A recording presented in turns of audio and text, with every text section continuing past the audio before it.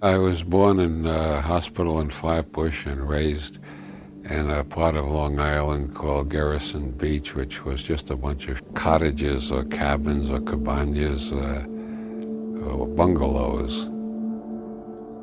The first serious book I ever read when I was about 13 or 14 was Studs Lanigan by James T. Farrell, because older boys told me it had a lot of hot sex scenes in it. And at 13 and 14, I was very eager to acquire some sex education, and there didn't seem to be anywhere to get it except from novels. I didn't know pornography existed or how to obtain any, and I certainly couldn't get any straight answers from any of the adults I knew. So I read Studs Lanigan, and I was astonished. This is about a working-class Irish Catholic ghetto in Chicago, and it was just like my own upbringing in Brooklyn. The working-class Irish Catholics are pretty much the same everywhere. Later I read A Portrait of the Artist as a Young Man by James Joyce, and by God, it was the same story all over again. So can you describe what life was like at Garrison Beach in those days?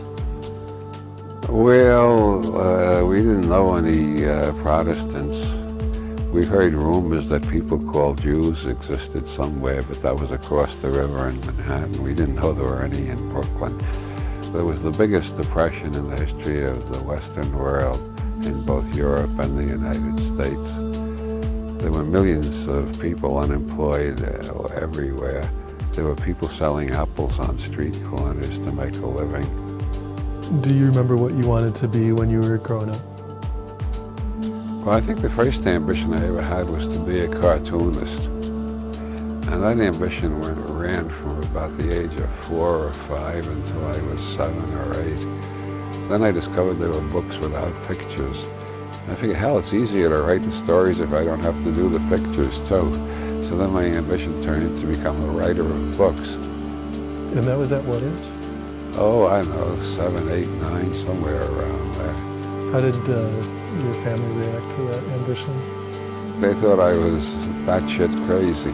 My mother and father told me repeatedly, writers all starve to death unless you got the right contacts, and you don't have the right contacts, so think of a job where you can make some money. So for you, it was kind of a pipe dream at that point? Well, I wrote my first novel at the age of 12. What was the name of it? It was called The Age of Miracles, and it was intended to be adapted into a musical comedy starring Danny Kaye after it was a bestseller as a novel. Of course, it never got anywhere. Who can write a novel at the age of 12? Do you remember people in your environment there, besides your parents, of course, that strongly affected your thinking? Well, the good nuns at the school I went to terrorized the hell out of me with visions of hell and damnation and all sorts of horrors. But that's typical of the Roman Catholic education. I mean, you find it in Studs Lanigan and A Portrait of the Artist as a Young Man. Any novel about a Catholic upbringing, you find similar stories. Catholic education is based on brute terrorism. And they're not scaring you psychologically, they're scaring you physically. The nuns had these steel yardsticks, and if you did something they didn't like, you'd be called up to the front of the classroom and told to hold your hand out. I never saw anybody refuse to hold their hand out, because we all had this deep-seated suspicion that if we didn't hold our hand out, something even worse would happen. So we'd put our hand out, and then they'd whack us across the knuckles with the yardstick about 5 times. Sometimes it hurt for a day and a half. That sort of created an atmosphere of respectful attention and discouraged dissent. What was a typical offense for which one would receive such punishment? Not having your hair combed properly, questioning something one of the nuns said, arguing with a nun, saying you liked the movie that the church said you shouldn't have gone to see. Do you feel like you received anything worthwhile there? Yeah, very definitely. They taught me to read and write and do arithmetic and learn a little bit of geography and history.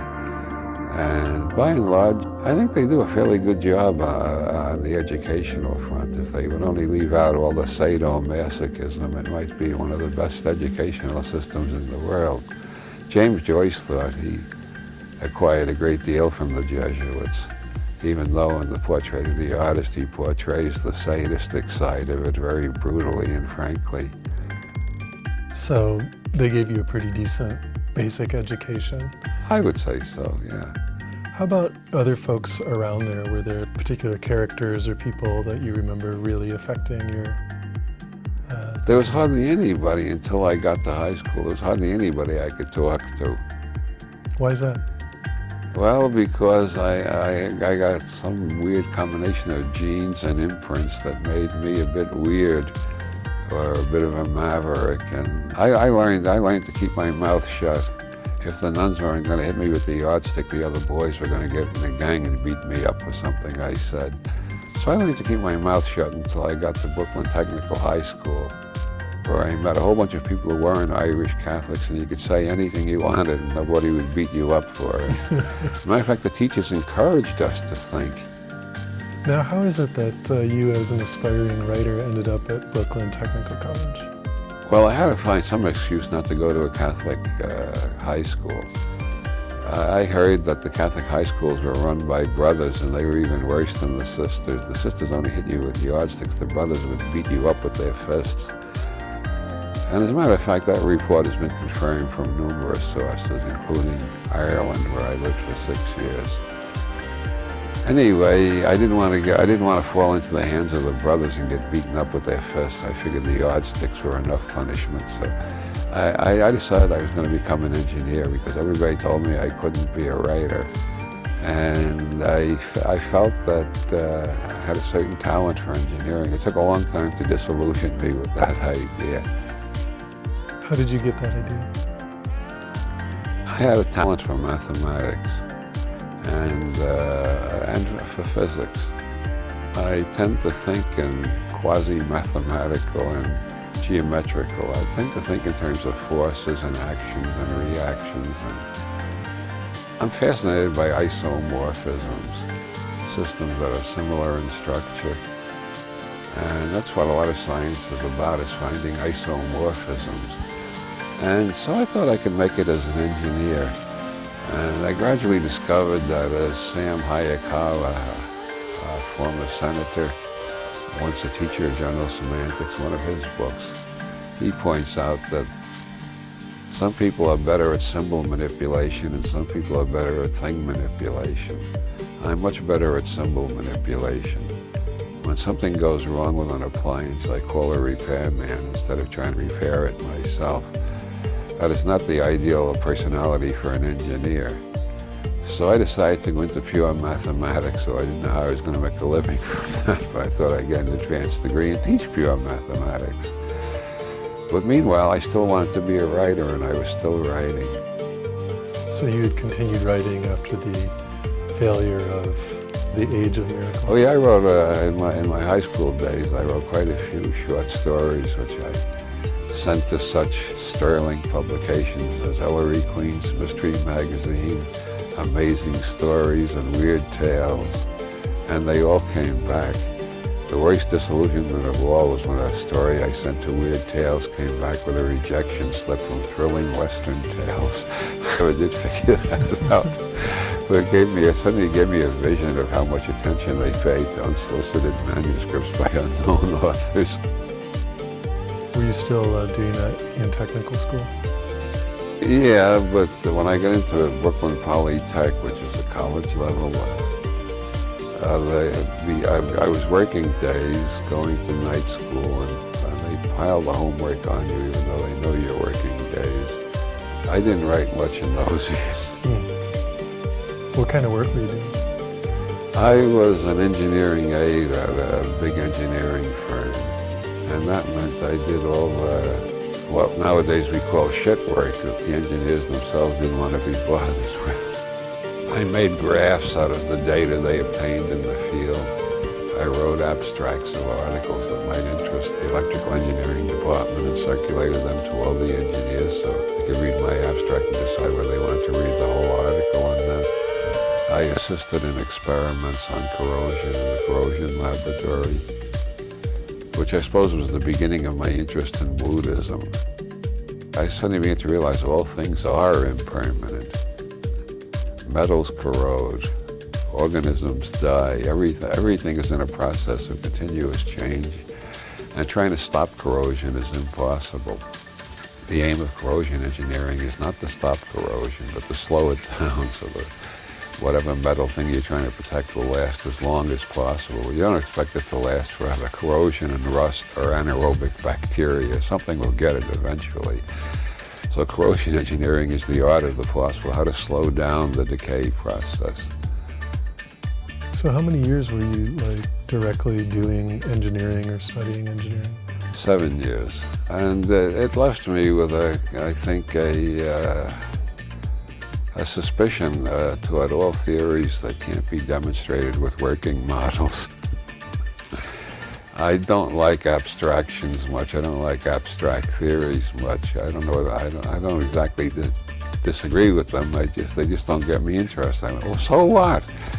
I feel about ideology like John Adams, our second president, who said ideology had a couple of syllables too many. It should be just called idiocy. So you like stuff that can either be demonstrated or be used in some useful way? Yes, very much so. And what about when you left the engineering world? Where did you flee? I did all sorts of things. I wrote advertising copy for 2 years. I distributed samples door to door for Procter & Gamble for a couple of weeks once. I worked as an ambulance attendant for about 6 months. What kind of experiences did you have there? Oh, that was very educational. I was working in Spanish Harlem. I got to see a great deal of the aspects of New York life that are now very popular on TV, on shows like Law and Order and NYPD Blue. I got to see it up close. The cops could see how young I was for an ambulance attendant, so they would arrange to make sure I saw the most gruesome case up close just to see how I'd react. So going back to your early childhood for a minute, what's your most vivid memory of that time? King Kong and Frankenstein and the Wolfman, The Devil and Daniel Webster, The Thief of Baghdad, and any movie that showed things that were impossible fascinated me. I want to know how they did them. And also, despite my aversion to abstractions, I have no aversion whatsoever to fantasy. I regard fantasy as a special kind of language. What kind of language? Poetic language. I think Frankenstein and the Wolfman are among the most poetic movies ever made. So you feel that the poetic language of fantasy talks to us in Jungian type terms, or? Jung is one good source to try to understand. I don't think Jung explains fully. I don't think anybody understands fully the power of poetry and fantasy. I think they come from a level of the psyche or to be more modern about it, the nervous system. They come from some level of the brain, the nervous system, the neuroendocrine system. They come from somewhere deep inside that you never create them. You just let them run rampant and they come out of your fingers and onto the paper. So when you were a child, you felt just the raw power of the imagery and were excited by it? Yeah, I didn't know the word allegory. I didn't know the word parable. I didn't know the word unconscious. I'd never heard of Carl Jung. But my favorite movies all opened up those kind of vistas. Every now and then I'd see a realistic film I liked, but it was always it always had something off kilter about it, like The Maltese Falcon, where instead of the hero and heroine kissing at the end, he turns her over to the cops. And the Falcon turns out to be fake. Every John Huston film has this theme of the impossible goal which you almost achieve and then you lose it. It's as persistent in John Huston as the mysterious stranger who doles out justice and injustice equally and then disappears, reappears over and over in Clint Eastwood's films. Some writers get hung up on a particular archetype and directors and do it over and over. Do you feel as a writer you have a particular archetype? I seem to have more than one. The underground journey seems to appear in all of my novels in one form or another. not always Dante's form of it, but one form or another of underground journey. Also the theme of the elderly shaman teaching the younger one how to become a shaman. I didn't get that from Carlos Castaneda. I was writing the type of thing before I ever heard of Carlos Castaneda. It's just a theme that I resonate with. Was there anyone in your environment in any way like influenced you to become a writer, indirectly? Just the writers I read. Nobody in my environment. Early on, did you have anything that you would call like spiritual experiences? Yeah, movies like the ones I mentioned. I didn't know they were spiritual experiences, but in retrospect, I think they were. The biggest disappointment of my childhood was my first Holy Communion. According to the teaching of the church, and I hope I don't misquote, I've been out of the church so long, I may not have the dogma exactly correct, but I think I understood that one pretty well. After the priest says the magic formula over the piece of bread, it is no longer a piece of bread. It has become not only the body, but also the blood of Jesus Christ. And so if you eat it, if you eat the body and blood of this Jew who's been dead for 2,000 years, it'll make you feel real good. You'll have a spiritual experience. And the idea of cannibalism as a spiritual experience was really unique to the Catholic Church before Hannibal Lecter came along and popularized the idea. But I remember how excited I was looking forward to my first Holy Communion. I took the wafer and nothing happened. There was no spiritual experience. Nothing happened at all. I just had a piece of dry bread in my mouth. Not very tasty bread either. Worse than Wonder Bread. Nothing. That was when I first began to suspect the church was an enormous con game. I had my first experience of real Holy Communion when I first took peyote in 1962. That's what they were faking. This is the real stuff. Did you resonate at all with the archetypes of Jesus and Mary or anything like that? Well, Mary must have had some effect on me. When I had polio, my mother did a novena to the Blessed Virgin and dressed me in blue for a year. What's a novena? That's a ceremony done for 9 weeks. That's where the Novus root comes in, Novus 9. It's related to the Nightmare and her 9-fold in King Lear and the 9 muses in Greek mythology and so on. 9 is the number of the moon. It's used in all sorts of magical workings. Of course, the Pope wouldn't want to admit that. So you mentioned that you had polio. Yes, I sure did. No doubt about it. I don't remember much about the polio. I'm remembering more lately. I had polio at the age of 4. At that time, the American Medical Association said there was no cure for it. There was a crazy nurse in Australia named Sister Kenny who claimed she had a cure. And by some odd stroke of blind luck or divine guidance or something, my parents found the one doctor in the greater New York area who was using the Sister Kenny method. And I was apparently totally cured.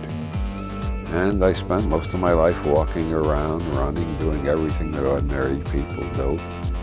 And then in my 20s, I started to have spasms in the legs, which kept me awake at night until I found a doctor who prescribed Valium for it. Valium was originally a muscle relaxant before they started selling it as a tranquilizer. It's very good for post-polio syndromes.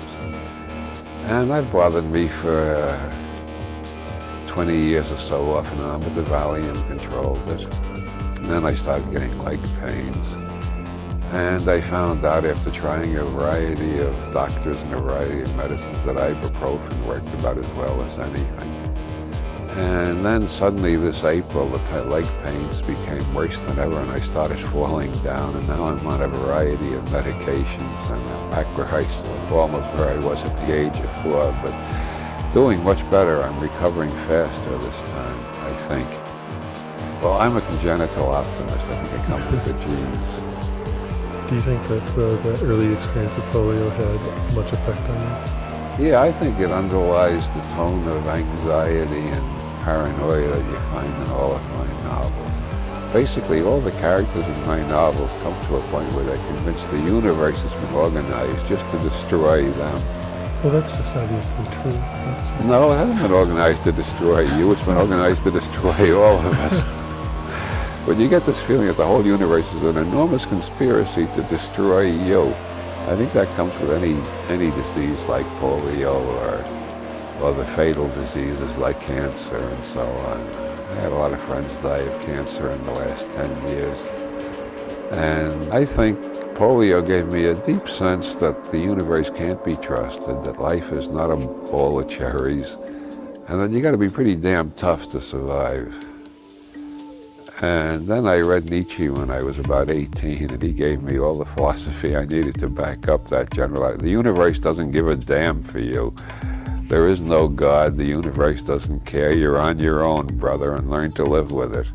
Anything that doesn't kill me makes me stronger. That's my favorite quote from Nietzsche. Anything that doesn't kill me makes me stronger. So did you spend very much time, like, actually in your room, unable to go out? Yeah, I think that was about a year. What I remember best is when I was in recovery. One of the things, besides the hot cloths, which are a standard part of the Sister Kenny method, and the baths and exercising the legs, there was a period in which I was in recovery, and I was supposed to walk all the time with one leg in the gutter and one leg on the sidewalk, and switch legs regularly side to side of the sidewalk. This was where there wasn't very heavy traffic. It was safe for a kid to do it, where we were living. And this was supposed to stretch each leg and make the muscle stronger.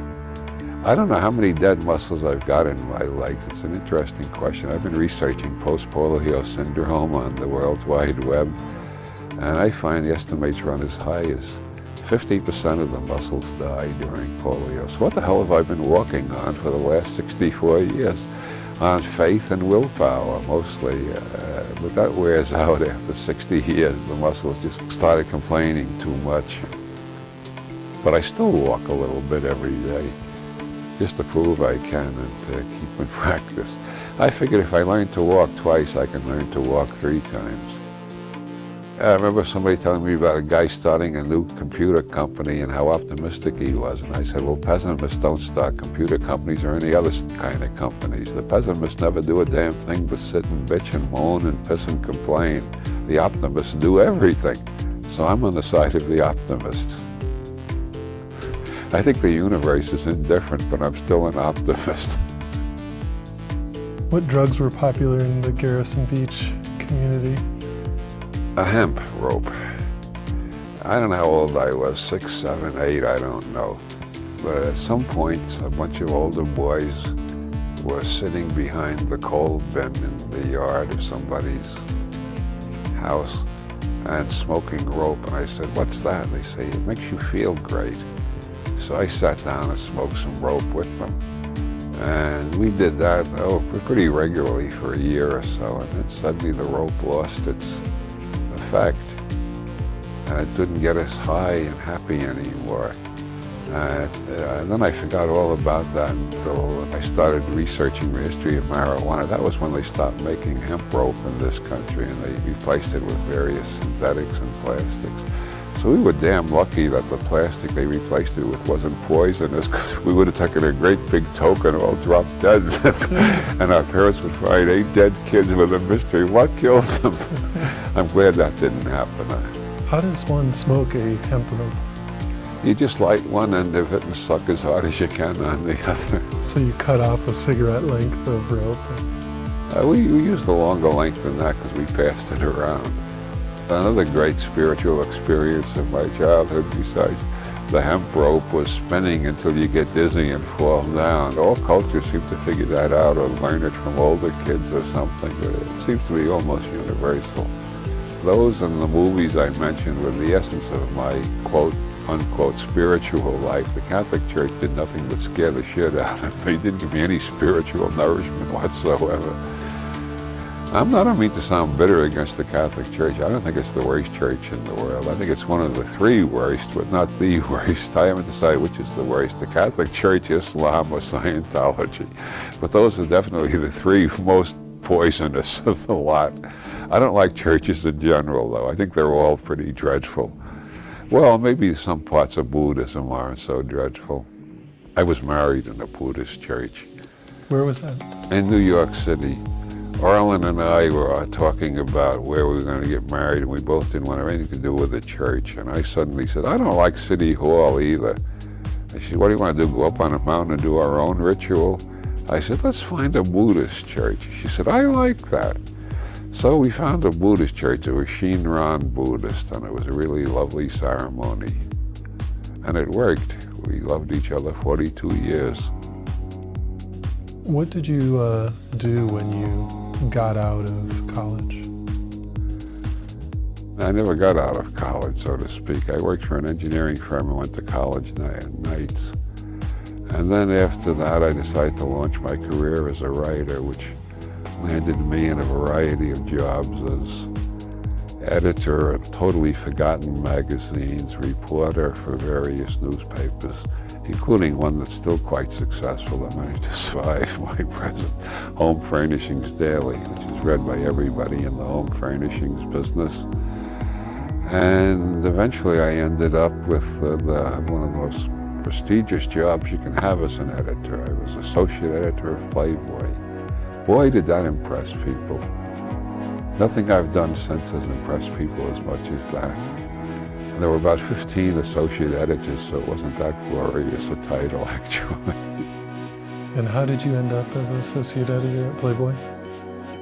Well, I was working for an imitation of Playboy called Jaguar.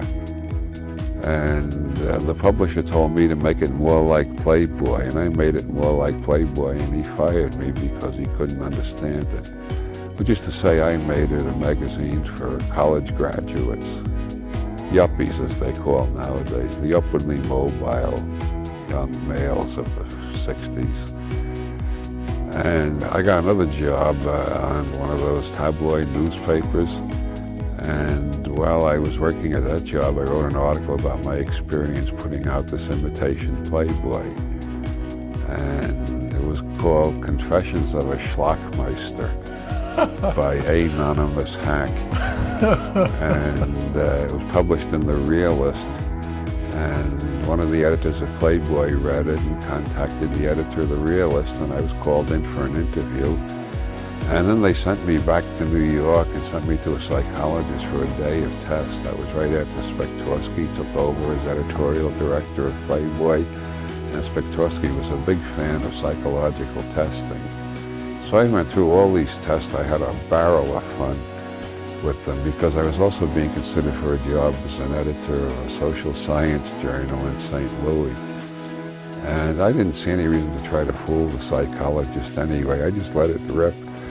So I remember one of the thematic apperception cards is a guy on a table who may be in pain or may be laughing, depends on what you want to project into it, with two guys leaning over him with what may be knives or maybe scalpels or maybe something else. And the guy looking in front of them, looking right out at you, seems to have all of the standard characteristics we attribute to gay men. And you're supposed to project into that. So I projected into it. This is a scene from a horror movie. One of the actors has just blown his lines. The guy on the table is a survivor of a Nazi concentration camp, is thinking ironic thoughts about the public's appetite for artificial horrors in a world so full of real horrors. The gay guy up front is thinking the director is a pain in the ass. I don't know what they made of that, but I answered them all that way. I just let my imagination rip, you know, and my sardonic sense of humor. I also took an IQ test, which had very interesting results. When I was talking to the psychologist after all the tests were over, I said, how did I do on the IQ? And he said, I'm not going to tell you, you're too conceited already. I always thought of myself as a very modest person. Something must have come out in those tests that showed a great deal of vanity that I never liked to acknowledge. So I don't know how high my IQ is, but I know it's pretty high. So you took those tests as a part of getting hired at Playboy? That's right, yeah. And I went directly to work for the Playboy Forum, even though they originally thought of hiring me to write the Playmate of the Month copy. But I had lunch with the guy who was editing the Playboy Forum. He decided I was just right for that department. The Playboy Forum was letters from readers about civil liberties issues together with Playboy's responses. I wrote most of Playboy's responses while I was there. Of course, they all had to be approved by Hefner. He would read the galleys of the whole damn magazine between midnight and 6 in the morning. And we'd come back covered with blue corrections of all sorts, some of them running longer than the original text. But he hardly ever changed any of my copy. It seems, although we're very different types of human beings, Hefner and I think very much alike about political issues. Get the government off our backs. The less government, the better. Very Jeffersonian. So during those years, what was the Playboy Forum like? Well, I think we were the first mass magazine. There were a lot of radical little magazines in the 60s, you know. We were the first mass magazine to come out for legalizing marijuana. We were the first one to oppose the war in Vietnam among the mass magazines. We were the first to support legalizing abortion. We were the first to support gay rights. We were the first to support almost everything that's still controversial, even 30 years later, but less controversial than it was in the 60s. And I was real happy. I was writing my own opinions and getting the highest salary I ever earned in all of my business career. And then the feminists came along and told me I was a male chauvinist pig for working for Hefner. What the hell is this? I got a job that I enjoy doing where I'm writing what I really think I'm getting the biggest salary. Now they're trying to lay a guilt trip on me for it. I haven't liked feminists much since then, even though my wife was a feminist, but she felt that we needed the money, so she didn't object to my working for Play. She wasn't that kind of feminist anyway. Why do you think that job stands out in people's minds as so prestigious? I think there's a vast mythology about orgies at the Playboy Mansion. They imagine if you worked there, you must have had orgies with with several playmates of the month at once. So can you describe for listeners one of these orgies you attended? I never attended an orgy in the Playboy Mansion. I wasn't invited. If they were having orgies, they didn't invite me. So how long did you work for Playboy? About 6 years, a little less than 6 years. But it was, wasn't it during that time that you began working on your writing career as such? Well, I'd always been writing. I've been published in dozens of magazines. One of the rules they had at Playboy was if you were a Playboy editor, you couldn't publish in another magazine under your own name without getting Spektorsky's approval, so that you wouldn't reflect unfavorably on Playboy's image. But they left that deliberate loophole under your own name, so you could write anything you want for any other magazine as long as it wasn't under the name that appeared on Playboy's masthead. So I invented about 7 pen names and was writing for all the underground newspapers of the 60s. There's where I was putting the opinions that were too radical for the Playboy Forum. Like our presidents have been a series of serial killers. When was your first book published? That's fascinating. You asked me when my first book was published, and I can't remember. It was either 72 or 73. Yeah, either 72 or I can remember when my first article was published. That was 1959. In 1959, I sold 2 articles on my birthday. One to the James Joyce Review, it was called Joyce and Taoism, and one to the Realist, it was called The Semantics of God. And the Semantics of God asks the question, does God have a penis? Which has become a hot topic in the last couple of decades. I think I was the first one to raise the issue. I asked, is God a he, a she, or an it, and came down in favor of it. As you might guess by the fact I also wrote an article about Joyce and Taoism at the same time. I'm very much into Taoism. I can conceive of a principle of organization within the universe that makes things work out in a certain way, but I can't conceive of a personality. The idea that there's a character, especially a character like Yahweh in the Old Testament, I just can't believe he had anything to do with it. If he existed at all, he couldn't create the universe.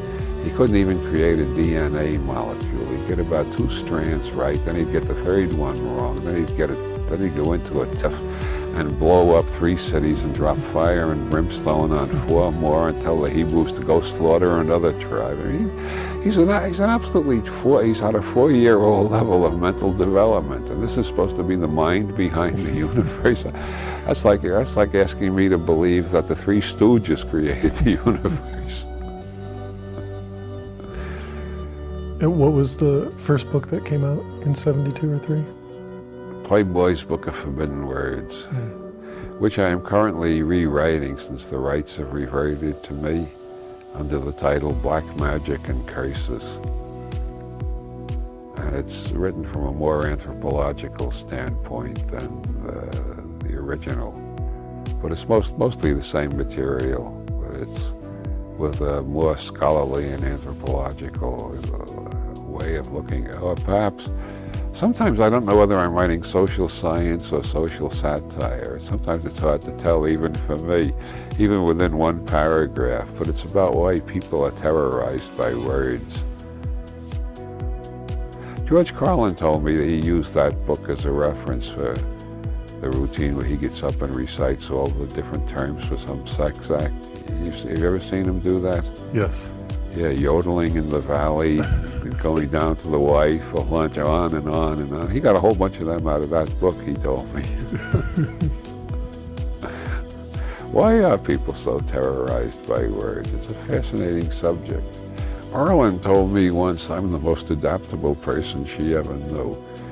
And although she was in love with me and therefore prejudiced, had a higher opinion of me than I ever had of myself, I think she's right about the adaptability. I seem to have led a dozen different lives in one lifetime. I don't seem to have a very rigid personality structure. I went from being a Playboy editor to being a self-employed freelance writer, which resulted after a year of using up my savings. It resulted in 2 years on welfare, which I talk about quite commonly just because I sometimes engage in debates, and I can always tell if the other guy is an asshole if he brings that up in order to put me down. Then I know I'm dealing with a real asshole, and I know how to handle assholes. I've known them since I was a child. And then my book started making enough money, and I got off welfare. Were you still at Playboy when you started writing Illuminatus? Yeah. Matter of fact, I was still at Playboy when we finished Illuminatus. It just took 5 years to get it published.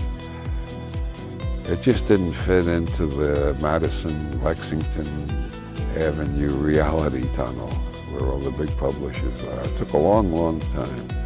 Shay and I never lost faith in it. We really believed we'd written a terrific book. But it took us 5 years to get it published anyway. How did you finally end up getting it published? Oh, somebody at Dell had the moxie to keep on pushing until his superiors agreed, okay, we'll give it a chance, but cut it up into 3 books so it's not such a big risk.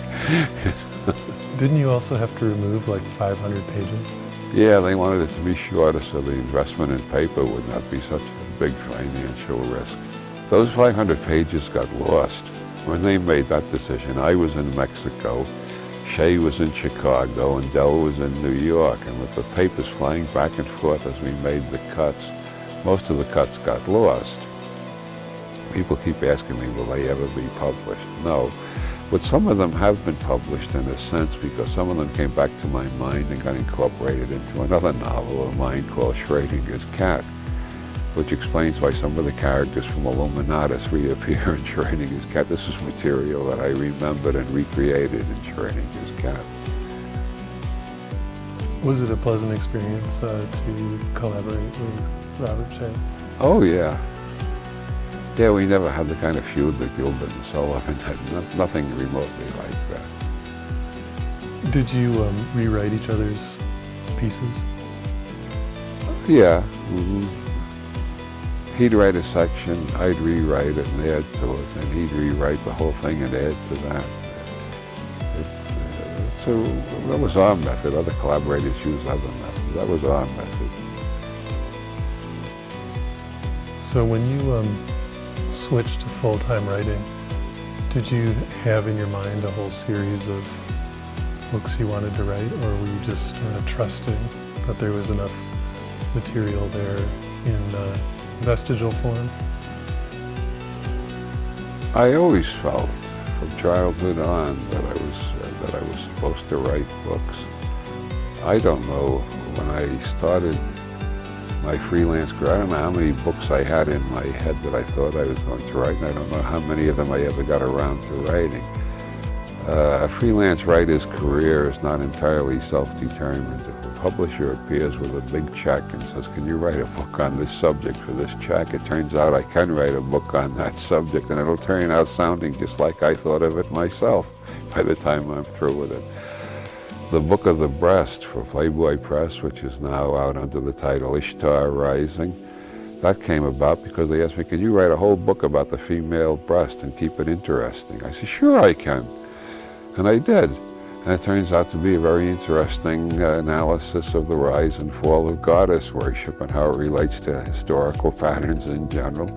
Lends itself to lots of illustrations of bare-breasted women, which is what Playboy Press wanted. But it sort of foreshadows a lot of interesting theories that came out of neo-Reichian psychology and feminism in the last 20 years or so. There's a book called Saharasia.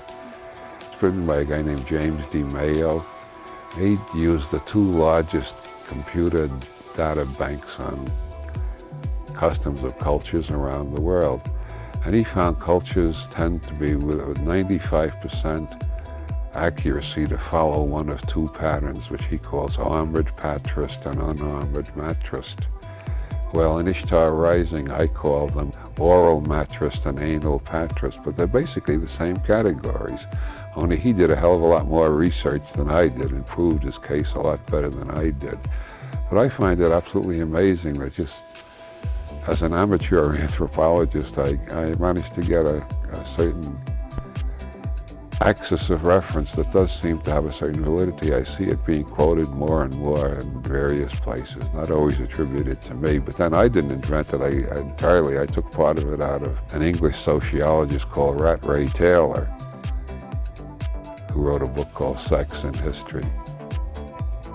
He just divided them into matrist and patrist. I added the oral and anal to make it coincide with Freudian developmental theory, and DeMayo added armored and unarmored to make it coincide with Reichian theory. Isn't that book, Ishtar Rising, still in print? Oh, absolutely, yeah. It's still selling quite well, thank you. That's been selling quite well for 28 years, I guess. Well, most of my books from the 70s are still in print. Matter of fact, all of my books from the 70s are in print. The only books that are out of print are 3 historical novels I wrote in the 80s. When did you first feel like you were making it as a professional writer? I've never quite achieved that state of mind. Because of the ups and downs of a freelance writer's life, I always have in the back of my head this ledger about how many months I've got before I'm broke unless I earn some more money. And when it's more than 12 months, I feel fairly secure. When it's less than 6 months, I start getting frightened. But it's never been less than 6 months in the last 3 or 4 years, or maybe the last 5 or 6 years, I don't know. I mean, it's never fallen really low, but I still have the habit of worry. That comes out of being a freelance writer. You never know where the next check is coming from. I'm worrying less about money than I ever did before, I'll say that. Why is that? Well, I don't have as many dependents as I used to have, for one thing, and for another thing, unless I lose all my popularity, whatever it is, and nobody buys any of my books, I can virtually live on the royalties of the books I got in print now. I can't live handsomely and extravagantly like a Hollywood star or any of that stuff. But I can live at a comfortable middle-class standard of living, which is all I ever required of life. I just want comfort. I don't need luxury. As long as I'm comfortable and I'm not worried about how I'm going to eat, I can concentrate on my writing. That's all I ask for, is that I'm not distracted by money worries and can concentrate on my writing. And it's taken me quite a while to realize I reached that stage probably about 10 years ago, but the habit of worry didn't go away immediately. It still hung on. To some extent, it still hangs on occasionally. Supposing everybody did stop buying Illuminati suddenly, that ought to be about $8,000 a year less. That's about how much I make out of that book every year. My God, 8,000 less. Then supposing everybody stopped buying Prometheus Rising, there's another 4,000 a year gone. Where would I be? So you can't stop worrying entirely. Not in this business. And if I had a bestseller and got rich, I'd be worrying about how to invest the money so that I think in this society there's no way to avoid worrying about money. You don't think there's any level you could get to, either high or low, where it just wouldn't matter? Well, to get back to Hefner, I never got to know Hefner very well, but we did chat a few times, and I got the impression that Hefner was a lot more radical than the Playboy Forum. The Forum was radical for its time, but he was even further out. There were some things he didn't want to print, and I try to figure out, how can a guy with $100 million be afraid of taking a risk?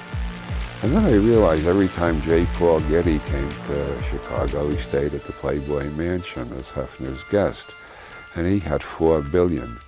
And you realize if you've only got $100 million, a guy with $4 billion really makes you feel like an ant, so you're nervous. Until you get $4 billion, you don't feel quite equal to him. At least that's my explanation of why people with millions and millions are still trying to get more. That's the only explanation I can see. Bertrand Wolfe, novelist I like a lot, who isn't very well known, he says in one of his books, Hollywood is the only place in the world where you have a vicious class war between rival groups of multi-millionaires. And it's true, I lived there for a while. I wrote 2 screenplays. Neither of them ever got produced. But I made money out of them, and they've been published as books, and I make royalties on them every year. Not as much as I make on my other books. People don't like to read scripts.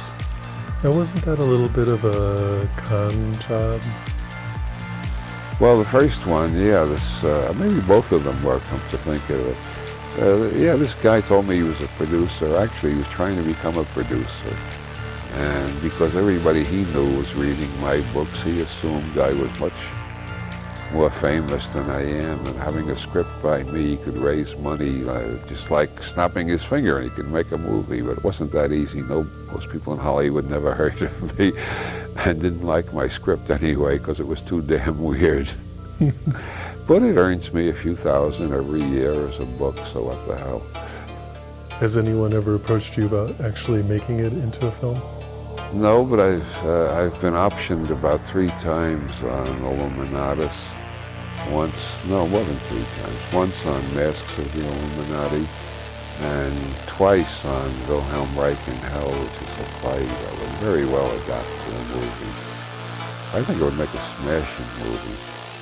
And I have high hopes for that one. It keeps being done as a play all over the country. It's been done in Amsterdam and Frankfurt and England and Dublin and so many cities in the United States. I can't remember half of them. There's a Japanese-American director in San Francisco put on an excellent production of it at a little theater, and he's now trying to raise the money to put on a bigger production at a bigger theater. Then the next step will be Broadway, if he gets into a big San Francisco theater. Mm-hmm. So I keep encouraging him, go for it, man, go for it. We're both going for it, He loves the play, and I love him because he loves the play. What did you think about living in Hollywood? I didn't live in Hollywood. I lived in West Los Angeles, but I was very much involved with the whole Hollywood crowd for a while there. I met a lot of celebrities. including the head of the Producers Guild, who encouraged me to write an outline for a pilot for a TV series without telling me you usually get paid for that. He said, I'll see if I can sell it, so I didn't get paid a damn thing for it. And it never went on the air anyway. But something rather like it showed up 2 years later. Well, just slightly like it. Mine was set on a space colony between the Earth and the Moon. Then along came Babylon 5, which was set in a space colony much further out. But the idea of living in a space colony rather than on a planet's face seemed very interesting to me. I think it's probably the future. I don't think we're going to colonize other planets. We climb out of a gravity well. Why climb back down into another gravity well? Well, according to G. Harry Stein, a NASA engineer that I have sometimes appeared on panels with, there are 10 to the 100th power technological processes that can be done cheaper in space than they can be done on a planet's face. Eventually that fact is going to be discovered by the manufacturers of the world. So there'll be a lot of colonies floating around in various parts between planets. And Gerard O'Neill designed a space colony as far back as 1968. It took him 5 years to get that published, like it took Shea and me 5 years to get Illuminatus published. Gerard O'Neill was a physicist teaching at Princeton. How much prestige can you have? A PhD teaching at Princeton? It took 5 years for any physics magazine to publish his article on how to build a space colony with existing technology. And that came out in '73, and now it's the year 2000, and nobody has done it yet. But there's a Japanese group who are putting a hotel in space, and Virgin Airlines has announced they're going to put up a hotel of their own to rival the Japanese hotel. So things are moving in the direction I sort of foresaw. When are those due to go up? Oh, in the next 20 years. I'm not sure the exact dates. What about the International Space Station? Yeah, that's been up a long time, hasn't it? Yeah, but I mean, what I'm thinking of is a real colony. First you get the engineers and the technicians.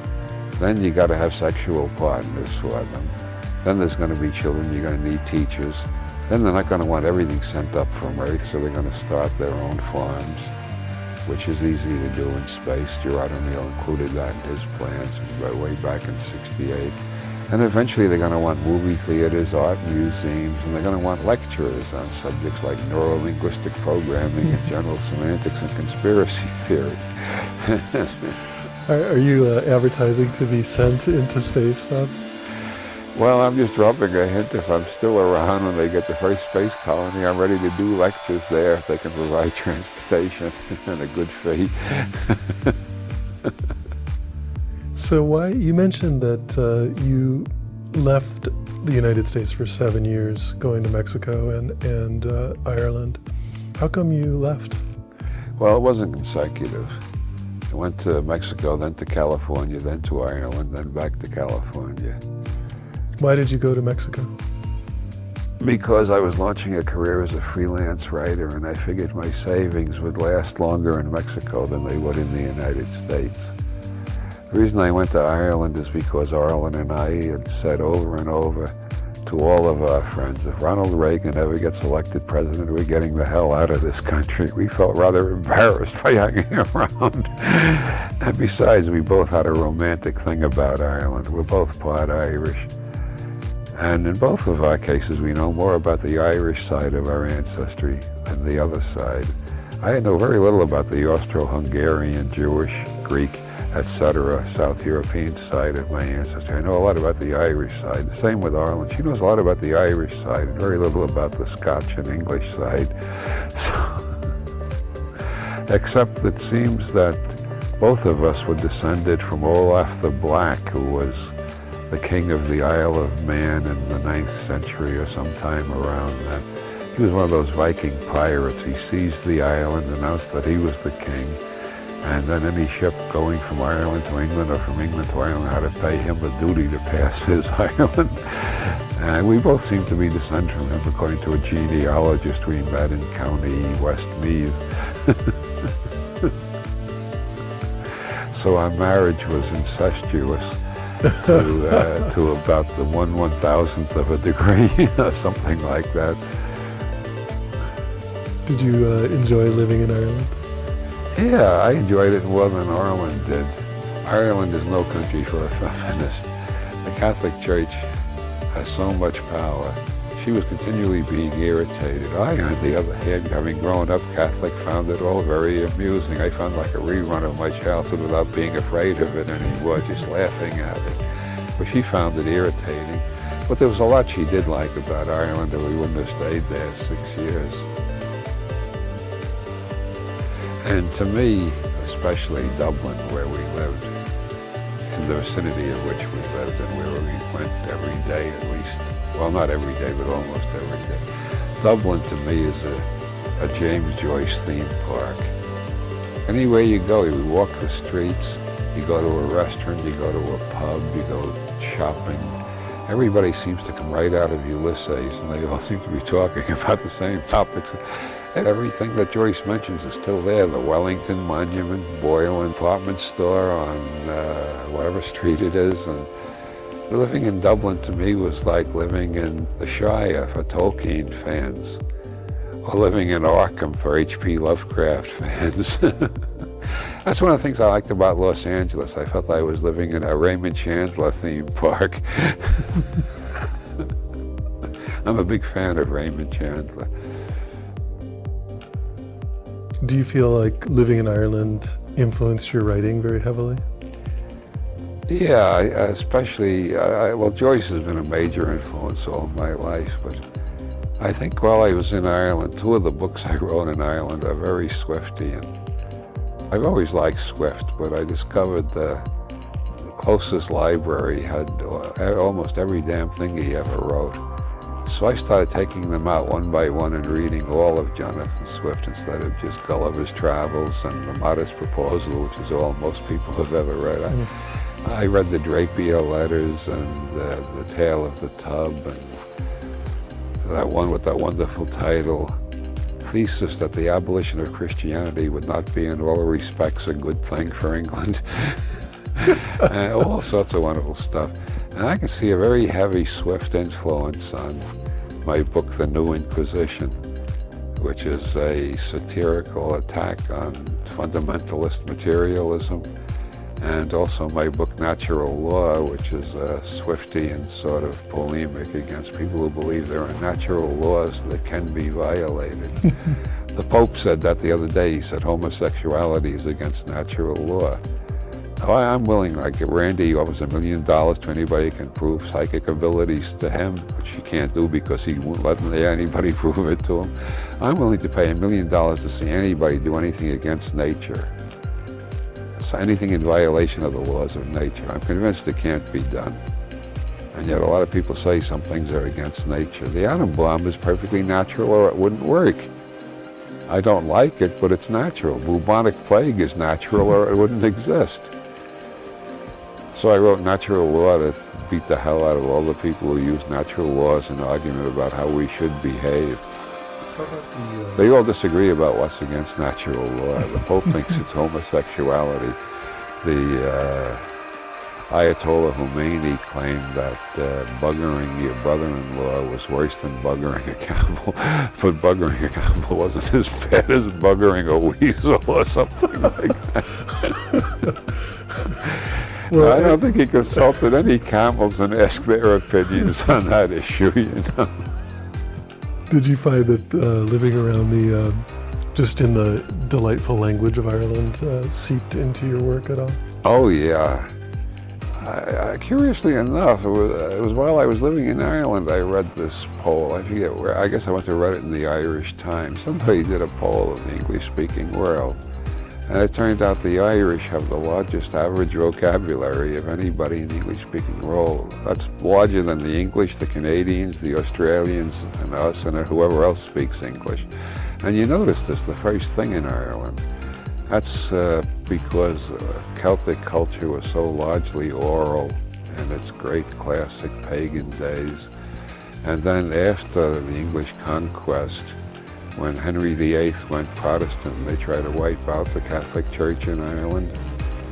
to try to abolish it totally, they passed a law that Irish parents could not educate their children. They wanted to make them all illiterate. Muhammad the Great used the same tactic when he conquered India. He tried to reduce all the Hindus to illiteracy. And so there was a long period in which the Irish were deliberately starved of education. Then they found out some of the families were sending their children to France to get educated, so they revised the law. It was against the law to educate an Irish child in Ireland or anywhere else. The English really did this. And that contributed a great deal to oral culture, since there wasn't much literacy under those laws, although some did remain. And then there's the fact that nobody's noticed except Anthony Burgess that English in the rest of the English-speaking world has become more and more functional and rational, whereas English in Ireland is ludic, it's playful, it's a game. Hugh Kenner, one of my favorite literary critics, he defines an Irish fact as having the plasticity of a rubber inch. An Irish fact is anything that makes the conversation livelier and inspires somebody to order another pint. Yeah, Kenner went around trying to find out where James Joyce was baptized. He found 3 churches claiming they baptized Joyce. And this is only recently, you know. When you find out there were 7 heads of St. Denis in the Middle Ages, well, what can you expect of the Middle Ages? But this is only in the last century, you know. Joyce was baptized in 1882, right? It's only a little more than a century ago. And, well, he met a guy who claimed to know the original of Blazes Boylan in Ulysses. And when Kenner was eager for more details, he told him, well, Bloom finally did confront him. Bloom's real name was Hunter, and he confronted him right here in this park where we're talking. The Irish have much more faith and imagination than in science, which is a relief for me because my mind tends to be rather scientific, although my critics won't admit that. Let's say my mind is both scientific and playful at the same time. Do you consider yourself to be simply a writer as such? Well, I used to call myself a guerrilla ontologist, which is a term I picked up from somebody in the Physics Consciousness Research Group, which I was a member of back in the 70s. This was a bunch of physicists who got together once a week to discuss the philosophical implications of quantum mechanics. And they had a parapsychologist named Barbara Honegger, and I was invited as sort of resident science fiction writer. And somebody used the word guerrilla ontology for what we were doing. I thought it was a good label, so whenever I was interviewed, people asked me, well, your books are so different, what do you call them? And I said, oh, they're guerrilla ontology. And then I got bored with that after a while, and I found 2 different books in which I was called the postmodernist. And it was really hip to be a postmodernist in the 80s, so I started calling myself a postmodernist. Then I read some more of the postmodernists and found I disagreed with them on almost everything. So now I just call myself a damned old crank. I think that sums it up better than any of my previous titles. Who are your favorite writers? Well, James Joyce, Ezra Pound, and even though it's corny, Shakespeare. Shakespeare is an inexhaustible well of treasury of language and fascinating characterizations too. I reread something by Shakespeare at least once a year, and I look at Shakespeare films quite frequently.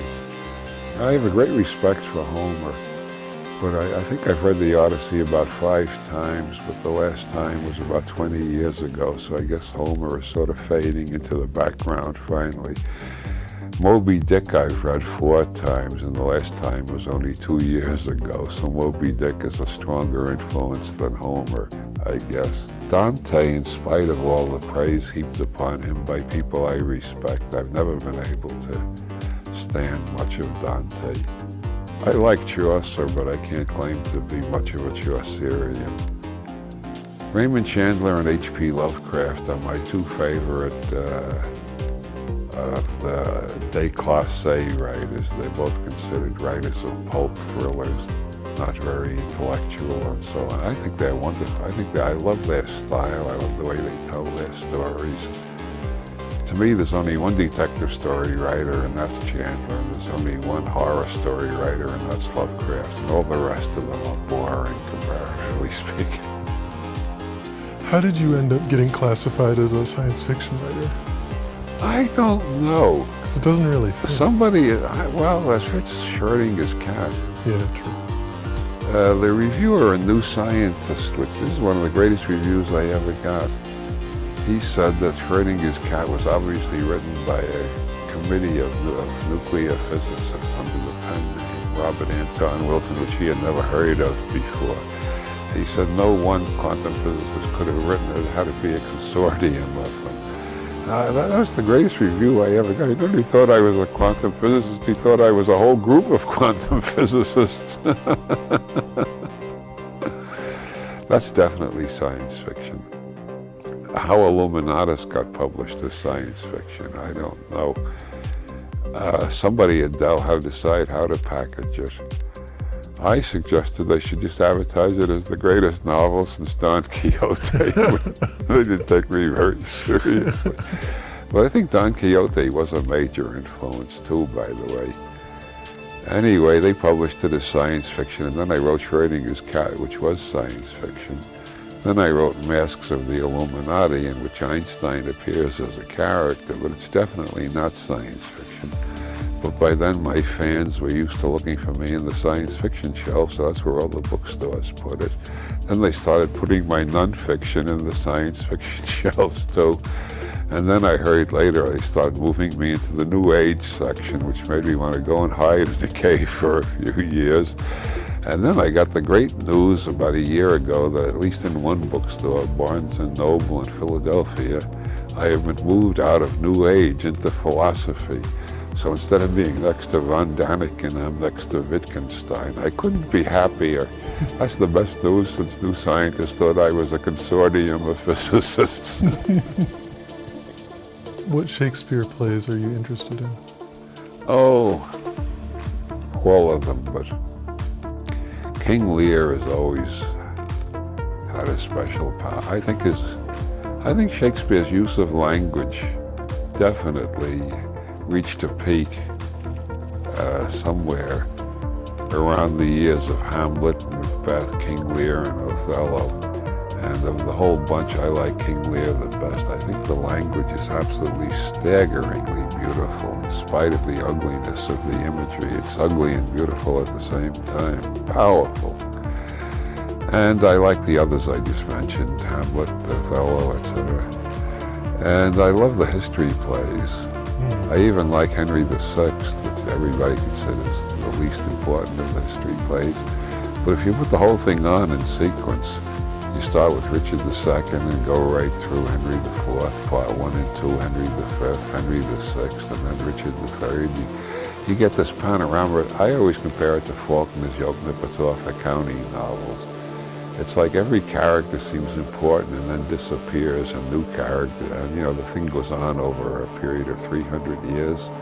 Faulkner's Yoknapatawpha novels only cover about 140 years, but that kind of epic scope I really like, if the writer is good enough. Everything by Faulkner I've read at least twice, and some of them I've read 3 or 4 times. Isn't that one of the things you're doing in the historical Illuminatus trilogy? Well, yeah, all of my novels do, if I ever get around to writing the missing volumes, we'll have a continuous story beginning in 1766 in Naples and ending in the year 20-something, I don't know, in a space colony. Because a lot of the same families, the Babcocks, keep popping up throughout the series. The Chillines keep popping up. The Wilderbloods appear now and then. The Moons keep showing up. And so I got my own world moving in parallel to real history. There's my imaginary history, which keeps interacting with real history. My favorite, by the way, is The Widow's Son, because by the time I finished that, I was absolutely convinced, and I remained persuaded, that nobody, not even me, can tell how much of that is true and how much of it I invented. And I think if you got 10 historians to go over the book line by line, they'd all viciously disagree with one another. That's a technique I learned from H.P. Lovecraft, mixing fact and fiction in a way that gets the reader to wonder, geez, maybe even the worst parts of this are true. I learned that from Lovecraft. I gave it a humorous twist in Illuminatus. I give it a sinister twist in some of my other books, but I like keeping the reader uncertain as to how much of this you should believe. That's because I'm not so sure about how much I should believe about what I read in the papers or see on television. I don't believe much of what I read in the papers or see on television. I don't believe much of what I see out my window either, for that matter.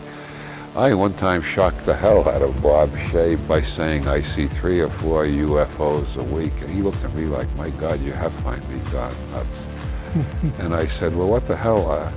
I've been trained in general semantics for over 40 years. I'm not quick to identify things. Most of the things that go by in the sky are unidentified. As far I don't know what they are. They could be satellites, they could be airplanes, they could be spaceships, they could be sundogs, they could be swamp gas. I'm not sure.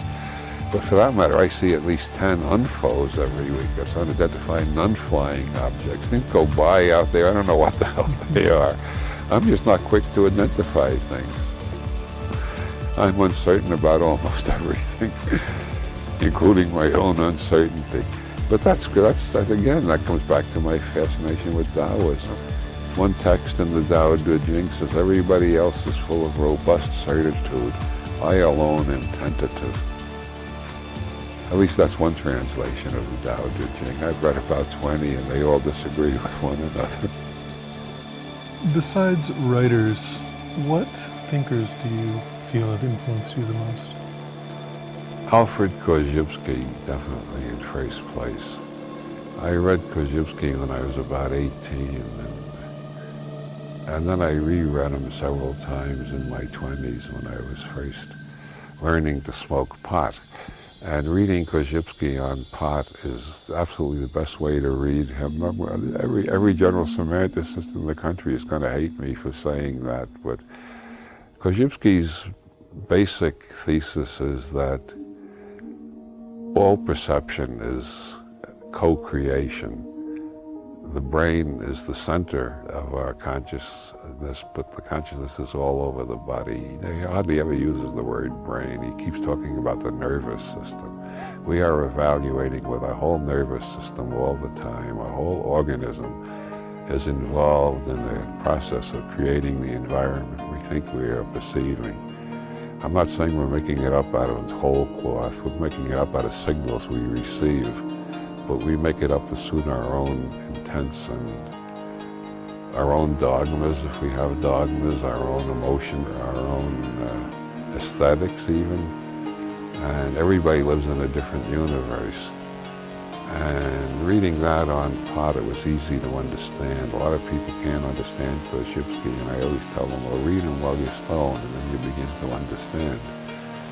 And one of the main things I got from Korzybski was, I call it neurological relativism. I forget when I coined that term.